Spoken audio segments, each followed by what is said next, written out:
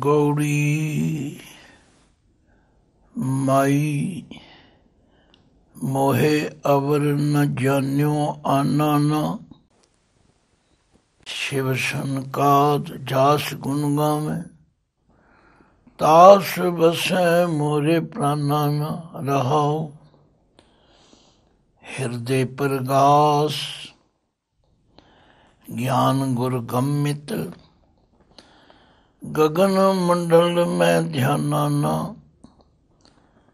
बिखै रोग पै बंधन भागे, मन निज घर सुख जाना न। एकस मत रत जान मान प्रभ, दूसर मनै नयाना न। चंदन बास भय मन बासन त्याग, कट्यो अभिमाना न। जो जन गाए ध्याए जस ठाकुर, तास प्रभु है थाना न। तेह बड़ भाग बस्यो मन जाकै, करम प्रधान मथाना न। काट सकत शिव सहज प्रगास्यो, एक एक समाना न। कह कबीर गुर भेट महासुख, प्रमत रहे मन माना न। वाहिगुरु जी का खालसा, वाहिगुरु जी की फतेह। गुरु सवारी साध संगत जीओ, ये पावन शब्द जिसका पाठ आप जी ने श्रवण किया, इसकी हर पंक्ति के पिछे जिहड़ा ना अखर है, ये तुकांत पूर्ति वास्ते। इसलिए इनू अर्थां विच शामिल करन दी लोड़ नहीं। कई लोग इत्थे भी उलझ जाते हैं, पर यह गल स्पष्ट है कि जे ना भी होवे तां भी अर्थ पूरे हैं। इसलिए ये तुकांत है, ये कविता की खूबसूरती है। तो इस शब्द के अंदर भगत कबीर जी अपने उस अध्यात्मक जीवन का एक नक्शा खिंच के समझाते, और हमेशा हुंदा इवें ही है कि जे किसी तो प्रेरणा लैनी होवे, फिर उहदे बोलों तो, उहदे शब्दों तो प्रेरणा मिलती। इसलिए गुरु के सिख नूं गुरबाणी दे पढ़न विचारन दी बड़ी हदायत की।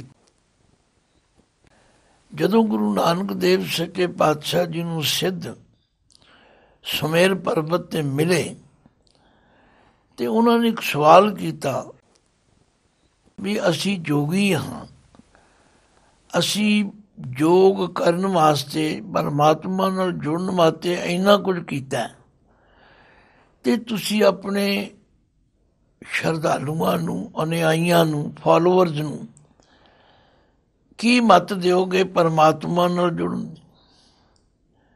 तो गुरु नानक पातशाह ने एक पौड़ी उच्चारण की, जिस विच समझाया कि गुरमुख साचे का मन, गुरमुख साचे का भौ पावे। ये पहली कड़ी है। सच्चे नू हाजर नाजर जाने, गुरमुख बाणी अकड़ कड़ावे।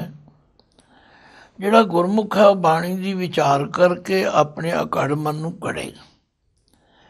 गुरमुख निर्मल हर गुण गावे। गुरमुख जिहड़ा है वो बाणी पढ़ के निर्मल हरि दे गुण गाएगा। ज्यों ज्यों निर्मल हरि दे गुण गाएगा, गुरमुख पवित्र परम पद पावे, उसकी अवस्था उच्ची हो जाएगी। गुरमुख रोम रोम हर ध्यावे, फिर वो हर वेले परमात्मा नूं याद करेगा। ਨਾਨਕ ਗੁਰਮੁਖ ਸਾਚ ਸਮਾਵੈ। ਤੇ ਅਖੀਰ ਵਿੱਚ ਉਹ ਸੱਚੇ ਦਾ ਰੂਪ ਬਣ ਜਾਏ। ਇਸੇ ਲਈ ਪਾਤਸ਼ਾਹ ਨੇ ਕਿਹਾ, ਜੋਗੀਓ ਗੱਲੀ ਜੋਗ ਨਾ ਹੋਈ, ਏਕ ਦ੍ਰਿਸ਼ਟ ਕਰ ਸਮਸਰ ਜਾਣੈ, ਜੋਗੀ ਕਹੀਐ ਸੋਈ। ਜੋਗ ਨ ਖਿੰਥਾ ਜੋਗ ਨ ਡੰਡੈ, ਜੋਗ ਨ ਭਸਮ ਚੜਾਈਐ, ਜੋਗ ਨ ਮੁੰਦੀ ਮੂੰਡ ਮੁੰਡਾਇਐ, ਜੋਗ ਨ ਸਿੰਘੀ ਵਾਹੀਐ, ਅੰਜਨ ਮਾਹੇ ਨਿਰੰਜਨ ਰਹੀਐ, ਜੋਗ ਜੁਗਤ ਇਵ ਪਾਈਐ। ਤੋ ਗੱਲ ਕੀ ਬਾਣੀ ਦੀ ਵਿਚਾਰ ਕਰਨ ਦੇ ਨਾਲ ਸਾਡੀਆਂ ਅਨੇਕਾਂ ਹੀ ਮੁਸ਼ਕਲਾਂ ਦਾ ਹੱਲ ਹੁੰਦਾ, ਸਾਨੂੰ ਮਾਰਗਦਰਸ਼ਨ ਹੁੰਦਾ। ਭਗਤ ਕਬੀਰ ਜੀ ਕਹਿੰਦੇ ਨੇ, ਹੈ ਮੇਰੀ ਮਾਂ, ਸਭ ਤੋਂ ਪਹਿਲੀ ਗੱਲ, ਮਾਈ ਮੋਹੇ ਅਵਰ ਨ ਜਾਣਿਓ ਆਨਾ ਨਾ। ਹੇ ਮਾਂ, ਮੋਹੇ ਮੈਂ, ਅਵਰ ਨ ਜਾਣਿਓ ਆਨਾ ਨਾ। ਮੈਂ ਇੱਕ ਪਰਮਾਤਮਾ ਤੋਂ ਬਿਨਾਂ ਹੋਰ ਦੂਸਰੇ ਨਾਲ ਸਾਂਝ ਹੀ ਨਹੀਂ ਪਾਈ। ਮੈਂ ਹੋਰ ਕਿਸੇ ਨੂੰ ਜਾਣਦਾ ਹੀ ਨਹੀਂ। ਮਤਲਬ ਕਹਿਣ ਤੋਂ ਕਿ ਮੇਰਾ ਰਿਸ਼ਤਾ, ਮੇਰਾ ਪ੍ਰੇਮ ਪਿਆਰ ਪਰਮਾਤਮਾ ਨਾਲ। ਇਹ ਗੱਲ ਅਸੀਂ ਆਪਣੇ ਅੰਦਰ ਝਾਤ ਮਾਰ ਕੇ ਵੇਖੀ, ਸਾਡਾ ਪਿਆਰ ਕਿਹਦੇ ਨਾਲ ਹੈ? ਸਾਡਾ ਪਿਆਰ ਤੇ ਧੀਆਂ ਪੁੱਤਰਾਂ ਨਾਲ, ਪਰਿਵਾਰ ਨਾਲ, ਲੋਕਾਂ ਨਾਲ। ਅਸੀਂ ਇੱਕ ਨਾਲ ਪਿਆਰ ਨਹੀਂ ਕਰਦੇ। ਪਰ ਕਬੀਰ ਜੀ ਕਹਿ ਰਹੇ ਨੇ, ਮੇਰੀ ਮਾਂ ਮਾਈ ਮੋਹੇ ਅਵਰ ਨ ਜਾਣਿਓ ਆਨਾ ਨਾ। ਮੈਂ ਇੱਕ ਪਰਮਾਤਮਾ ਤੋਂ ਬਿਨਾਂ ਹੋਰ ਕਿਸੇ ਨੂੰ ਜਾਣਦਾ ਹੀ ਨਹੀਂ। ਸਾਚ ਨਾਮ ਆਧਾਰ ਮੇਰਾ, ਜਿਨ ਭੁੱਖਾਂ ਸਭ ਗਵਾਈਆਂ। ਬਾਣੀ ਵਿੱਚ ਗੁਰੂ ਪਾਤਸ਼ਾਹ ਨੇ ਕਈ ਪ੍ਰੇਰਨਾ ਭਰੇ ਬਚਨ ਕਹੇ। ਆਖਿਆ, ਕਿਸੇ ਹੀ ਕੋਈ ਕੋਏ, ਮੰਜ ਨਿਮਾਣੀ ਹਿਕ ਤੂੰ, ਕਿਉਂ ਨਾ ਮਰੀ ਜੈ ਰੋਏ, ਜਾਂ ਲਗ ਚਿਤ ਨਾ ਆਵਈ। ਵਿਣ ਤੁਧ ਹੋਰ ਜੇ ਮੰਗਣਾ, ਸਿਰ ਦੁੱਖਾਂ ਕੇ ਦੁੱਖ, ਦੇਹ ਨਾਮ ਸੰਤੋਖੀਆਂ, ਉਤਰੇ ਮਨ ਕੀ ਭੁੱਖ। ਆਖਿਆ, ਹੈ ਮੇਰੀ ਮਾਂ, ਮੈਂ ਤਾਂ ਇੱਕ ਤੋਂ ਬਿਨਾਂ ਹੋਰ ਦੂਜੇ ਨੂੰ ਜਾਣਦਾ ਹੀ ਨਹੀਂ। ਦੇਖੋ, ਅਸੀਂ ਆਪਣੇ ਗ੍ਰਸਤੀ ਜੀਵਨ ਦਾ ਮੁੱਢ ਵੀ ਜਦੋਂ ਸ਼ੁਰੂ ਕਰਦੇ ਹਾਂ ਬੱਚੇ ਬੱਚੀਆਂ ਦਾ, ਤੇ ਗੁਰੂ ਗ੍ਰੰਥ ਸਾਹਿਬ ਦੀ ਹਜ਼ੂਰੀ ਵਿੱਚ ਬੱਚੀ ਦੇ ਹੱਥ ਵਿੱਚ ਪੱਲਾ ਫੜਾਇਆ ਜਾਂਦਾ। ਰਾਗੀ ਸਿੰਘ ਸ਼ਬਦ ਪੜ੍ਹਦੇ ਨੇ, ਉਸਤਤ ਨਿੰਦਾ ਨਾਨਕ ਜੀ, ਮੈਂ ਹੱਬ ਵੰਝਾਈ, ਛੋੜਿਆ ਹਬ ਕਿਜ ਤਿਆਗੀ। ਹੱਬੇ ਸਾਕ ਕੂੜਾਵੇ ਡਿੱਠੇ, ਤਉ ਪੱਲੇ ਤੈਂਡੇ ਲਾਗੀ। ਮਾਈ ਮੋਹੇ ਅਵਰ ਨ ਜਾਣਿਓ ਆਨਾ ਨਾ। ਸਿਵ ਸਨਕਾਦ ਜਾਸ ਗੁਣ ਗਾਵੇਂ। ਸ਼ਿਵ ਅਤੇ ਸਨਕਾਦ, ਸ਼ਿਵ ਸ਼ਿਵਜੀ ਵਾਸਤੇ ਹੈ। ਸਨਕਾਦ ਸ਼ਬਦ ਜਿੱਥੇ ਵੀ ਬਾਣੀ ਚ ਆਉਂਦਾ, ਇਹ ਸਨਕ ਆਦ ਬ੍ਰਹਮਾ ਦੇ 4 ਪੁੱਤਰ ਹਨ। ਸਨਕ, ਸਨੰਦਨ, ਸਨਾਤਨ, ਸਨਤ ਕੁਮਾਰ। ਤੋ ਸਨਕਾਦ ਦਾ ਮਤਲਬ ਹੈ ਸਨਕ ਆਦ। ਸ਼ਿਵ ਸਨਕਾਦ ਜਾਸ ਗੁਣ ਗਾਵੇਂ। ਸ਼ਿਵ ਜੀ ਅਤੇ ਸਨਕ, ਸਨੰਦਨ, ਸਨਾਤਨ, ਸੰਤ ਕੁਮਾਰ ਬ੍ਰਹਮਾ ਦੇ ਪੁੱਤਰ, ਜਾਸ ਗੁਣ ਗਾਵੇਂ, ਜਿਸ ਦੇ ਗੁਣ ਗਾਉਂਦੇ ਹਨ, ਜਿਸ ਦੀ ਸਿਫਤ ਸਲਾਹ ਕਰਦੇ ਹਨ। ਤਾਸ ਬਸੈ ਮੋਰੇ ਪ੍ਰਾਨਾ ਨਾ। ਉਸ ਪਰਮਾਤਮਾ ਦੇ ਨਾਲ ਮੇਰੇ ਪ੍ਰਾਨ ਵਸਦੇ ਹਨ। ਭਾਵ ਮੈਨੂੰ ਇੰਨਾ ਪਿਆਰ ਹੈ, ਮੈਨੂੰ ਇੰਨਾ ਸਨੇਹ ਹੈ ਕਿ ਉਹ ਮੇਰੇ ਪ੍ਰਾਣਾਂ ਦਾ ਆਧਾਰ ਬਣਦੇ। ਦੇਖੋ, ਕਿਸੇ ਨੇ ਕਿਸੇ ਚੀਜ਼ ਨੂੰ ਆਪਣੇ ਪ੍ਰਾਣਾਂ ਦਾ ਆਧਾਰ ਬਣਾਇਆ, ਕਿਸੇ ਨੇ ਕਿਸੇ ਚੀਜ਼ ਨੂੰ। ਕੋਈ ਆਂਦਾ ਮੇਰੇ ਕੋਲ ਧਨ ਨਾ ਹੋਵੇ ਮੈਂ ਮਰ ਜਾਵਾਂਗਾ, ਕੋਈ ਆਂਦਾ ਮੇਰੇ ਕੋਲ ਆ ਨਾ ਹੋਵੇ ਮੈਂ ਮਰ ਜਾਵਾਂਗਾ। ਪਰ ਭਗਤ ਜਨ ਕਹਿੰਦੇ ਨੇ ਨਿਰਧਨ ਕੋ ਧਨ, ਅੰਦਰਲੇ ਕੋ ਟਿਕ, ਮਾਤ ਦੂਤ ਜੈਸੇ ਬਾਲੇ, ਸਾਗਰ ਮੈਂ ਬੋਹਿਤ ਪਾਇਓ ਹਰ ਨਾਨਕ, ਕਰੀ ਕਿਰਪਾ ਕਿਰਪਾਲੇ। ਮੈਂ ਉਸ ਪਰਮਾਤਮਾ ਨੂੰ ਆਪਣੇ ਪ੍ਰਾਣਾਂ ਦਾ ਆਧਾਰ ਬਣਾਇਆ। ਆਖਾਂ ਜੀਵਾਂ ਵਿਸਰੈ ਮਰ ਜਾਉ, ਆਖਣ ਔਖਾ ਸਾਚਾ ਨਾਉ। ਇਹ ਹੈ ਰਹਾਉ ਦੀ ਪੰਗਤੀ। ਇਹਨੂੰ ਬਾਰ-ਬਾਰ ਪੜ੍ਹਨ ਦੀ ਲੋੜ ਹੈ, ਫਿਰ ਆਪਣੇ ਅੰਦਰ ਝਾਤ ਮਾਰਨ ਦੀ ਲੋੜ ਹੈ। ਅਸੀਂ ਕਿਹਨਾਂ ਚੀਜ਼ਾਂ ਨਾਲ ਸਾਂਝ ਪਾਈ ਹੋਈ ਹੈ? ਅਸੀਂ ਤੇ ਮੰਦਰ ਮਿੱਟੀ ਸੰਦੜੇ, ਪੱਥਰ ਕੀਤੇ ਰਾਸ ਜੀਓ। ਹਉ ਇੰਨੀ ਟੋਲੀ ਭੁਰਲੀਅਸ, ਤਿਸ ਕੰਤ ਨ ਬੈਠੀ ਪਾਸ ਜੀਓ। ਅਸੀਂ ਤੇ ਇਹਨਾਂ ਚੀਜ਼ਾਂ ਨੂੰ ਆਪਣਾ ਬਣਾ ਲਿਆ। ਦਾਤ ਪਿਆਰੀ ਵਿਸਰਿਆ ਦਾ ਤਾਰਾ, ਜਾਣੇ ਨਾਹੀ ਮਰਨ ਵਿਚਾਰਾ। ਵਸ ਪਰਾਈ ਕੋ ਉਠ ਰੋਵੈ, ਕਰਮ ਧਰਮ ਸਗਲਾ ਹੀ ਖੋਵੈ। ਅਸੀਂ ਤੇ ਹੋਰਨਾਂ ਦੀਆਂ ਚੀਜ਼ਾਂ ਤੇ ਕਬਜ਼ਾ ਕਰਨ, ਉਹਦੀਆਂ ਦਿੱਤੀਆਂ ਹੋਈਆਂ ਦਾਤਾਂ ਨਾਲ ਪਿਆਰ ਕਰਨ ਵਿੱਚ ਰੁਚੀ ਰੱਖਦੇ, ਪਰ ਜਿਹਨੇ ਦਿੱਤਾ ਹੈ ਉਹਦੇ ਵੱਲ ਕੋਈ ਧਿਆਨ ਨਹੀਂ। ਪਰ ਕਬੀਰ ਜੀ ਕਹਿੰਦੇ ਨਹੀਂ, ਮੈਂ ਤੇ ਉਹਦੇ ਨਾਲ ਪਿਆਰ ਪਾਇਆ। ਮਾਈ ਮੋਹਿ ਅਵਰ ਨ ਜਾਣਿਓ ਆਨਾ ਨਾ, ਸ਼ਿਵ ਸੰਕਾਦ ਜਾਸ ਗੁਣ ਗਾਵੇਂ।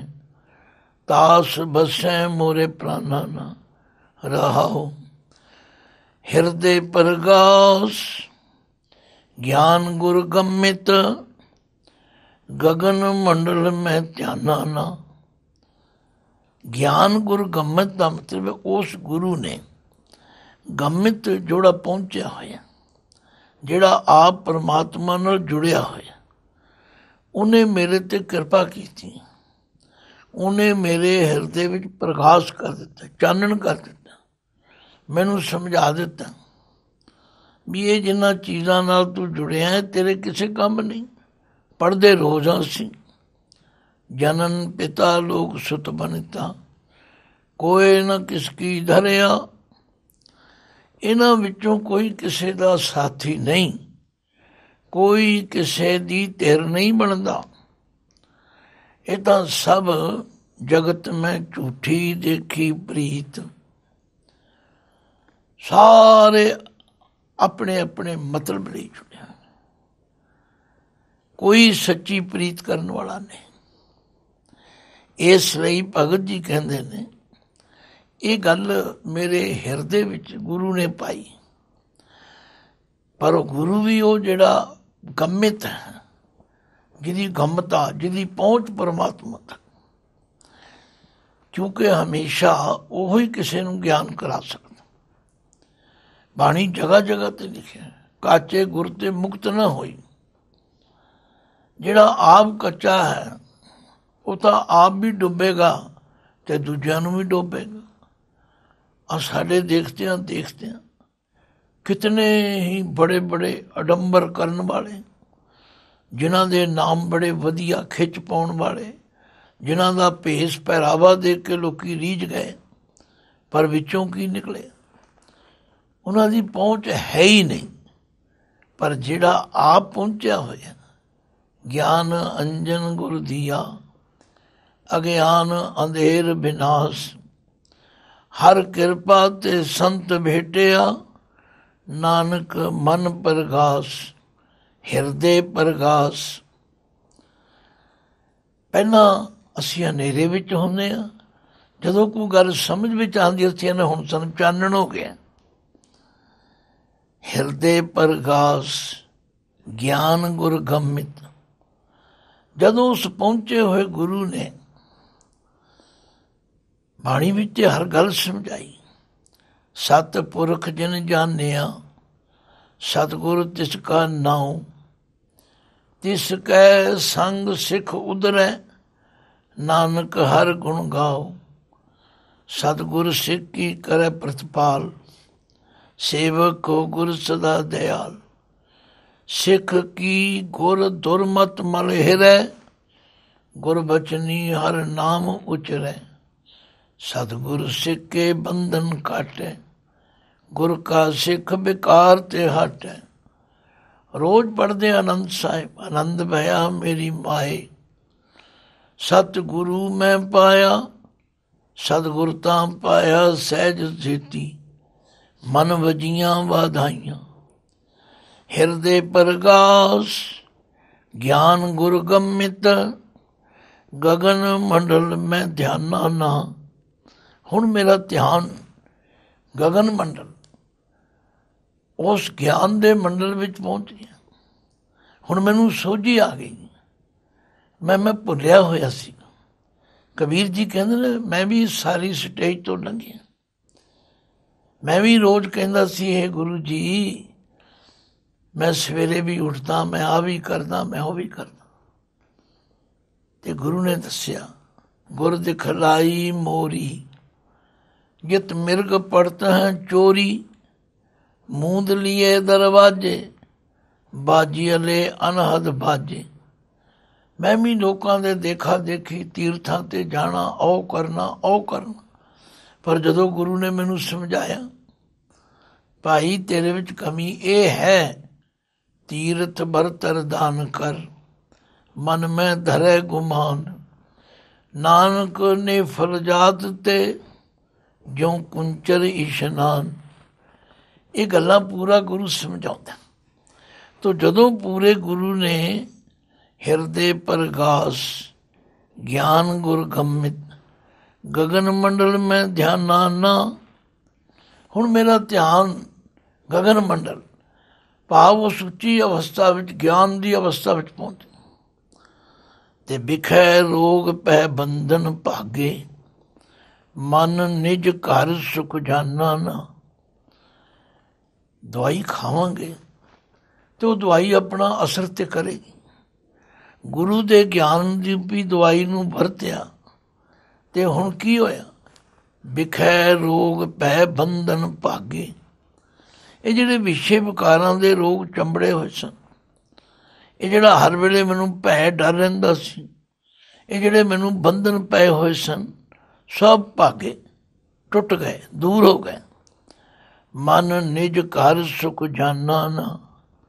ਹੁਣ ਮੇਰੇ ਮਨ ਨੇ ਨਿਜ ਘਰ ਆਪਣੇ ਸਰੂਪ ਵਿੱਚ ਜੁੜ ਕੇ ਸੁਖ ਜਾਣ ਲਿਆ।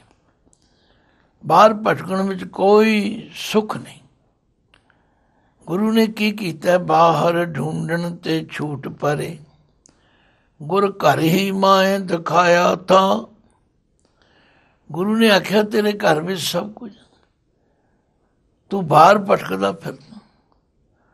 ਬਿਖੈ ਰੋਗ ਪੈ ਬੰਧਨ ਭਾਗੇ, ਮਨ ਨਿਜ ਘਰ ਸੁਖ ਜਾਨਾ ਨਾ। ਏਕਸ ਮਤ ਰਤ ਜਾਨ ਮਾਨ ਪ੍ਰਭ, ਦੂਸਰ ਮਨੈ ਨਯਾਨਾ ਨਾ। ਆਖਿਆ ਹੁਣ ਏਕਸ ਮਤ ਰਤ। ਦੇਖੋ ਵਿਸ਼ਰਾਮ ਵੀ ਠੀਕ ਦੇਣਾ ਬੜਾ ਜ਼ਰੂਰੀ। ਮਾੜਾ ਜਿਹਾ ਅੱਖਰ ਇੱਧਰ ਉੱਧਰ ਹੋ ਜਾਏਗਾ, ਅਰਥ ਬਦਲ ਜਾਣਾ। ਏਕਸ ਮਤ ਰਤ। ਹੁਣ ਮੇਰੀ ਮਤ ਇੱਕ ਪਰਮਾਤਮਾ ਦੇ ਨਾਲ ਰਤ ਹੋ ਗਈ, ਜੁੜ ਗਈ, ਉਹਦੇ ਨਾਲ ਮੇਰੀ ਪ੍ਰੀਤ ਬਣ ਗਈ। ਦੂਸਰ ਮਨੈ ਨਾ ਆਨਾ ਨਾ। ਜਦੋਂ ਮੈਂ ਜਾਣ ਲਿਆ, ਮੰਨ ਲਿਆ ਕਿ ਮੇਰਾ ਪ੍ਰਭੂ ਹੀ ਸਭ ਕੁਝ ਹੈ। ਏਕਸ ਮਤ ਰਤ ਜਾਨ ਮਾਨ ਪ੍ਰਭ। ਇਹ ਪਹਿਲਾਂ ਜਾਣਨਾ ਹੈ, ਫਿਰ ਮੰਨਣਾ। ਜਦੋਂ ਮੈਂ ਜਾਣ ਲਿਆ, ਮੰਨ ਲਿਆ ਪ੍ਰਭੂ ਨੂੰ, ਦੂਸਰ ਮਨੈ ਨਾ ਆਨਾ ਨਾ। ਹੁਣ ਮੈਂ ਦੂਜੇ ਨੂੰ ਮਨ ਵਿੱਚ ਲਿਆਉਂਦਾ ਹੈ। ਸੱਚਮੁੱਚ ਜਿਹੜੀ ਸੁਹਾਗਣ ਇਸਤਰੀ ਹੁੰਦੀ ਹੈ, ਉਹ ਆਪਣੇ ਪਤੀ ਤੋਂ ਬਿਨਾਂ ਹੋਰ ਕਿਸੇ ਨੂੰ ਨਜ਼ਰ ਤਲੇ ਨਹੀਂ ਚਾਹੁੰਦੀ। ਪੜ੍ਹਦੇ ਰੋਜ਼ ਨਾ ਪਾਏ ਗਏ ਜਬ ਤੇ ਤੁਮਰੇ, ਤਬ ਤੇ ਕੋ ਆਂਖ ਤਰੇ ਨਹੀਂ ਆਨੇ। पढ़ते रोज तुम्हें छाड़ कोई अवर न त्याऊं, जो बर चाहूं सो तुम ते पाऊं। पर भटकदे सारी थाई। भगत जी कहते ने मैं ते हुण एकस मत रत जान मान प्रभ, ਦੂਸਰ ਮਨੈ ਨਾ ਆਨਾ ਨਾ। ਹੁਣ ਕੀ ਹੋਇਆ? ਚੰਦਨ ਬਾਸ ਭਏ ਮਨ ਬਾਸਨ ਤਿਆਗ। ਜਦੋਂ ਦਾ ਪਰਮਾਤਮਾ ਰੂਪੀ ਚੰਦਨ ਭਾਵ ਉਹਦੇ ਸ਼ੁਭ ਗੁਣਾਂ ਦੀ ਸੁਗੰਧੀ ਮੇਰੇ ਅੰਦਰ ਆ ਗਈ ਹੈ, ਮਨ ਬਾਸਨ ਤਿਆਗ, ਤਿਆਗ ਦੇ ਗੱਗੇ ਨੂੰ ਸਿਹਾਰੀ ਹੈ। ਜਿਹੜੀਆਂ ਮਨ ਦੀਆਂ ਵਾਸ਼ਨਾਵਾਂ ਸਨ, ਜਿਹੜੀਆਂ ਮੈਨੂੰ ਭਟਕਾਉਂਦੀਆਂ ਸਨ, ਚੱਲ ਉੱਧਰ ਚੱਲ ਉੱਧਰ ਚੱਲ ਉੱਧਰ, ਕਬਹੂ ਜਿਹੜਾ ਊਬ ਚੜ੍ਹਤ ਹੈ ਕਬਹੂ ਜਾਏ ਪਿਆਲੇ, ਉਹ ਹੁਣ ਖਤਮ ਹੋ ਗਈਆਂ। ਚੰਦਨ ਬਾਸ ਭਏ ਮਨ ਬਾਸਨ ਤਿਆਗ। ਘਟਿਓ ਅਭਿਮਾਨਾ ਨਾ। ਹੁਣ ਜਿਹੜਾ ਮੇਰਾ ਅਭਿਮਾਨ ਸੀ ਉਹ ਵੀ ਘਟ ਗਿਆ। ਹੁਣ ਜਿਹੜੀ ਮੈਂ ਫੂੰ ਫਾਂ ਕਰਦਾ ਸੀ, ਹਉਮੈ ਵਿੱਚ ਆ ਕੇ ਗੱਲਾਂ ਕਰਦਾ ਸੀ, ਉਹ ਵੀ ਖਤਮ ਹੋ ਗਈ। ਲਓ ਅਖੀਰ ਵਿੱਚ ਭਗਤ ਜੀ ਕਹਿੰਦੇ ਨੇ, ਜੋ ਜਨ ਗਾਏ ਧਿਆਏ ਜਸ ਠਾਕੁਰ। ਇਹ ਨਿਰੀ ਮੇਰੀ ਗੱਲ ਨਹੀਂ ਹੈਗੀ, ਜਿਹੜਾ ਵੀ ਜਨ, ਇਸੇ ਲਈ ਮਹਾਰਾਜ ਨੇ ਕਿਹਾ ਇਹ ਜ਼ਰੂਰੀ ਨਹੀਂ ਉਹ ਖੱਤਰੀ ਹੋਵੇ, ਬਾਹਮਣ ਹੋਵੇ, ਸ਼ੂਦਰ ਹੋਵੇ, ਵੈਸ਼ ਨਹੀਂ। ਇਹ ਉਪਦੇਸ਼ ਸਾਰਿਆਂ ਲਈ ਸਾਂਝਾ ਹੈ। ਖੱਤਰੀ ਬ੍ਰਾਹਮਣ ਸ਼ੂਦ ਵੈਸ਼, ਉਪਦੇਸ਼ ਚੌਂ ਵਰਣਾ ਕੋ ਸਾਂਝਾ। ਗੁਰਮੁਖ ਨਾਮ ਜਪੈ ਉਧਰੈ ਸੋ ਕਲ ਮੈਂ, ਘਟ ਘਟ ਨਾਨਕ ਮੰਝ। ਜੋ ਜਨ ਗਾਏ ਧਿਆਏ ਜਸ ਠਾਕੁਰ, ਤਾਸ ਪ੍ਰਭੂ ਹੈ ਥਾਨਾ ਨਾ। ਬਸ ਜਿਹੜਾ ਪ੍ਰਭੂ ਦੇ ਗੁਣ ਗਾਏਗਾ, ਜਿਹੜਾ ਉੱਠਦਿਆਂ ਬਹਿੰਦਿਆਂ ਉਹਦਾ ਜਸ ਕਰੇ, ਤਾਸ ਪ੍ਰਭੂ ਹੈ ਥਾਨਾ। ਤਾਸ ਮੈਨੂੰ ਉਸ ਪ੍ਰਭੂ ਵਿੱਚ ਉਹਦਾ ਮਨ ਟਿਕ ਜਾਏ, ਉਹਦੇ ਅਸਥਾਨ, ਉਹਦੀ ਹੋਂਦ, ਉਹਦੀ ਹਸਤੀ ਨਾਲ ਜੁੜ ਜਾਏ। ਤੇ ਬਡਭਾਗ ਬਸਿਓ ਮਨ ਜਾ ਕੇ, ਜਿਸ ਦੇ ਮਨ ਵਿੱਚ ਉਹ ਪਰਮਾਤਮਾ ਵਸ ਗਿਆ, ਉਹ ਬਹੁਤ ਵੱਡੇ ਭਾਗਾਂ ਵਾਲਾ ਹੈ। ਤੇ ਬਡਭਾਗ ਬਸਿਓ ਮਨ ਜਾ ਕੇ, ਕਰਮ ਪ੍ਰਧਾਨ ਮਥਾਨਾ ਨਾ। ਉਹ ਫਿਰ ਮੱਥੇ ਦੇ ਭਾਗ ਉਸ ਤੇ ਚੰਗੇ ਹਨ, ਤਥਾ ਉਸ ਦੇ ਕਰਮ ਉੱਚ ਹਨ। ਇਹ ਦੋਵੇਂ ਅਰਥ ਵਿਦਵਾਨਾਂ ਨੇ ਕੀਤੇ ਹਨ ਕਿ ਉਸ ਦੇ ਮੱਥੇ ਦੇ ਭਾਗ ਉਗੜਾਏ, ਭਾਵ ਜਿਸ ਉੱਤੇ ਪਰਮਾਤਮਾ ਦੀ ਕਿਰਪਾ ਹੋਈ। ਤੇ ਬਡਭਾਗ ਬਸਿਓ ਮਨ ਜਾ ਕੇ, ਕਰਮ ਪ੍ਰਧਾਨ ਮਥਾਨਾ ਨਾ। ਉਹਦੇ ਮੱਥੇ ਦੇ ਜਿਹੜੇ ਭਾਗ ਸਨ ਉਹ ਪ੍ਰਗਟ ਹੋ ਆਏ ਹਨ, ਔਰ ਉਹ ਮਨੁੱਖ ਉੱਚ ਕਰਮੀ ਬਣ ਜਾਂਦਾ ਹੈ। ਤੋ ਇਸ ਤਰ੍ਹਾਂ ਭਗਤ ਜੀ ਨੇ ਉਸ ਵਡਭਾਗੀ ਦਾ ਜ਼ਿਕਰ ਕੀਤਾ ਹੈ, ਜੋ ਜਨ ਗਾਏ ਧਿਆਏ ਜਸ ਠਾਕੁਰ, ਤਾਸ ਪ੍ਰਭੂ ਹੈ ਥਾਨਾ ਨਾ। ਤੇ ਬਡਭਾਗ ਬਸਿਓ ਮਨ ਜਾ ਕੇ, ਕਰਮ ਪ੍ਰਧਾਨ ਮਥਾਨਾ ਨਾ। ਕਿਉਂਕਿ ਵੱਡੇ ਭਾਗਾਂ ਤੋਂ ਬਿਨਾਂ ਉਹ ਹਿਰਦੇ ਵਿੱਚ ਵਸਦਾ ਨਹੀਂ, ਤੇ ਉਸ ਦੇ ਬਹੁਤ ਵੱਡੇ ਭਾਗ ਹਨ ਜਿਸ ਦੇ ਹਿਰਦੇ ਵਿੱਚ ਪਰਮਾਤਮਾ ਦਾ ਨਾਮ ਵਸ ਜਾਂਦਾ। ਕਾਟ ਸਕਤ ਸਿਵ ਸਹਿਜ ਪ੍ਰਗਾਸਿਓ, ਏਕੈ ਏਕ ਸਮਾਨਾ ਨਾ। ਹੁਣ ਸ਼ਕਤ ਕੀ ਹੈ? ਮਾਇਆ। ਕਾਟ ਸ਼ਕਤ, ਮਾਇਆ ਦੇ ਪ੍ਰਭਾਵ ਨੂੰ ਕੱਟ ਕੇ, ਕਿਉਂਕਿ ਜਦੋਂ ਤੀਕਰ ਮਾਇਆ ਦੀ ਫੂਫਾ ਰਹੇਗੀ, ਇਹ ਤਾਂ ਬੰਦੇ ਨੂੰ ਥੱਲੇ ਆਉਣ ਹੀ ਨਹੀਂ ਦਿੰਦੀ।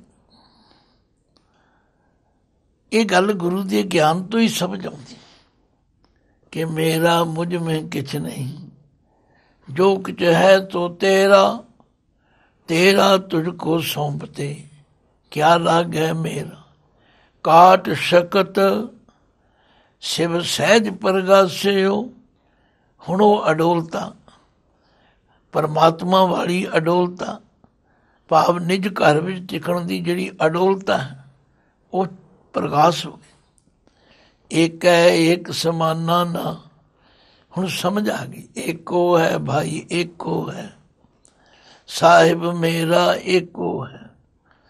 ਕਾਟ ਸਕਤ शिव सहज प्रगासियो, एक है एक समाना ना, एक नाल समावे।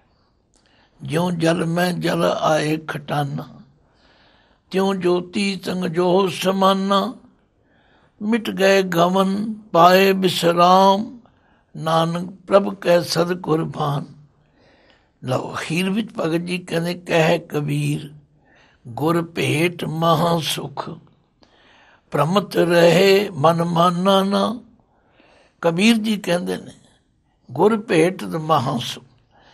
ਗੁਰ ਭੇਟ ਦਾ ਮਤਲਬ ਹੈ ਗੁਰੂ ਦੀ ਸੰਗਤ, ਗੁਰੂ ਦੀ ਸਿੱਖਿਆ ਨੂੰ ਮੰਨ ਕੇ ਹੁਣ ਮੈਨੂੰ ਮਹਾ ਸੁਖ ਮਿਲਿਆ, ਅਤੇ ਜਿਹੜੀ ਭ੍ਰਮਤ ਭਟਕਣਾ ਸੀ ਉਹ ਮੁੱਕ ਗਈ। ਮਨ ਮਾਨਾ ਨਾ, ਹੁਣ ਮੇਰਾ ਮਨ ਮੰਨ ਗਿਆ। ਤੇ ਕਹੋ ਕਬੀਰ ਅਬ ਜਾਨਿਆ, ਜਬ ਜਾਨਿਆ ਤੋ ਮਨ ਮਾਨਿਆ। ਮਨ ਮਾਨੇ ਲੋਗ ਨਾ ਭਤੀਜੈ, ਨਾ ਭਤੀਜੈ ਤੋ ਕਿਆ ਕੀਜੈ। ਤੋ ਕਬੀਰ ਜੀ ਨੇ ਆਪਣਾ ਅਨੁਭਵ ਵੀ ਦੱਸਿਆ, ਸਾਨੂੰ ਪ੍ਰੇਰਨਾ ਵੀ ਦੱਸੀ, ਸਾਨੂੰ ਸਾਡੀਆਂ ਕਮਜ਼ੋਰੀਆਂ ਵੀ ਦੱਸੀਆਂ, ਅਤੇ ਆਖਿਆ ਇੱਕ ਨਾਲ ਜੁੜੋ, ਸਾਰੇ ਸੁੱਖ ਤੁਹਾਡੇ ਅੰਦਰ ਹੋਣਗੇ।